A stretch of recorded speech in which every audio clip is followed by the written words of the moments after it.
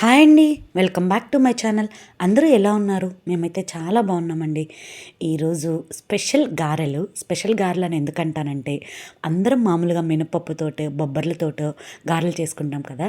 ఇవి నేను పెసరలతోటి చేశానండి. ఆరోగ్యానికి చాలా హెల్దీ, చాలా బాగుంటాయి పెసరపప్పు గారెలు. ఈ పెసర్లని ఒక 5-6 గంటలు బాగా నానపెట్టి దాన్ని మిక్సీకి పెట్టాలి. మిక్సీకి మామూలుగా ఇదైతే కొద్దిగా వాటర్ పోయాలి. మామూలుగా వడల పిండిలో ఎవరు వాటర్ పోయము, కానీ ఇవి కొంచెం గట్టిగా ఉంటుంది కాబట్టి కొద్దిగా వాటర్ పోసి ఇట్లాగా వడకి ఎలా అయితే రుబ్బుకుంటామో అట్లాగా మిక్సీలో వేయండి.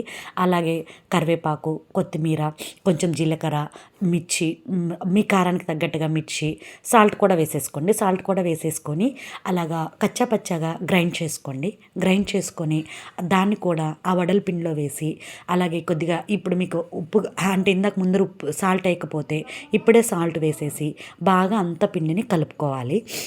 చూడండి, సాల్ట్ వేసేసి మీ కారానికి తగ్గట్టుగా సరిపోయిందో లేదో మొత్తం కలిపేసి ఒకసారి టేస్ట్ చూసుకొని కొద్దిసేపు పక్కన పెట్టండి. కొద్దిగా నానితే పిండి అనేది చాలా బాగా గారెలు వస్తాయండి.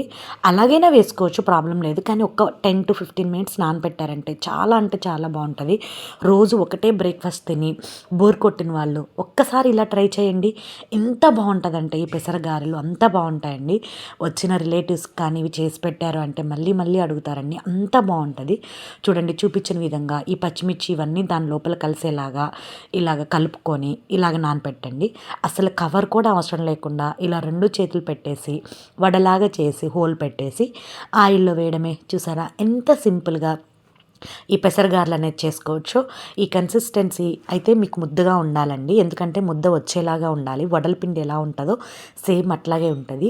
కానీ ఆయిల్ ఎక్కువ కాగిపోతే ఆ వడలు అనేది ఫస్ట్ మీరు వేయంగానే కింద కళాయికి అంటుకుంటుంది.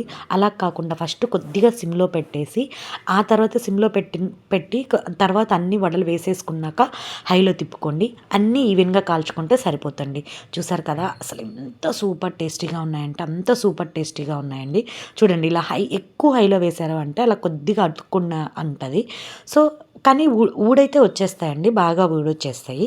ఒక పక్క కాలాక రెండో పక్క ఈవెన్గా తిప్పుకోవడమే. చూసారా ఎంత సింపుల్గా ఈ గారెలు అనేది చేసుకోవచ్చో. మీకు టైం ఉంటే ఇలా ట్రై చేసి ఎలా వచ్చిందో నాతో కమెంట్ సెక్షన్లో షేర్ చేయండి. అసలు ఈ వడలైతే తినడానికైతే చాలా అంటే చాలా బాగున్నాయండి.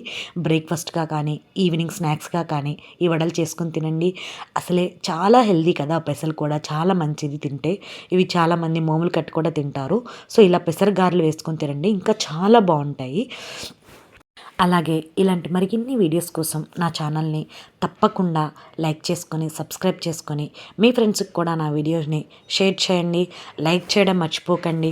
చూసారా, గారెలు అనేది ఇప్పుడు హైలో పెడతాం కదా, హైలో పెట్టడానికి ఇవైతే కొంచెం కాలడానికి అయితే టైం పడుతుందండి. కాలాక అప్పుడు తీసేసుకోవాలి. చూడండి, ఈవెన్గా కాలాక ఈ కలర్ అయితే వస్తాయి. ఆ కలర్ అనేది పట్టు వస్తుంది, కానీ తినడానికి మాత్రం చాలా అంటే చాలా బాగుంటుంది.